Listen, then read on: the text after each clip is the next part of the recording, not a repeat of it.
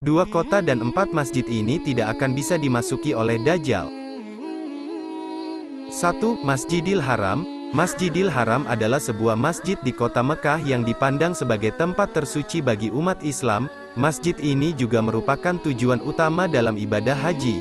Masjid ini dibangun mengelilingi Ka'bah yang menjadi arah kiblat bagi umat Islam dalam mengerjakan ibadah salat. Masjid ini juga merupakan masjid terbesar di dunia. Masjidil Haram atau Masjid Haram sesuai namanya juga merupakan masjid yang memang diharamkan dimasuki oleh kaum kafir dan Yahudi.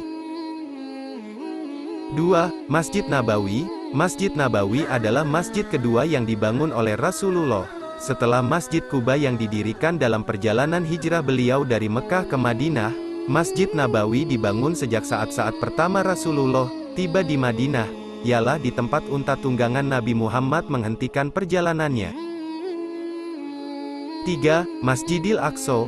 Masjid Al-Aqsa yang berarti harfiah, masjid terjauh adalah salah satu tempat suci agama Islam. Masjid Al-Aqsa secara luas dianggap sebagai tempat suci ketiga oleh umat Islam.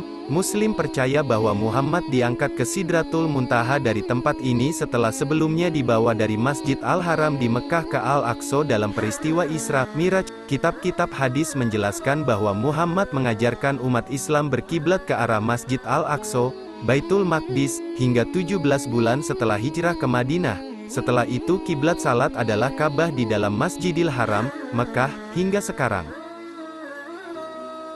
4. Masjid At-Tur. Masjid At-Tur, lokasi Bukit Tursaina tempat di mana Nabi Musa alaihi salam menerima wahyu dari Allah subhanahu wa ta'ala. Demikianlah tentang kota yang tidak bisa dimasuki Dajjal.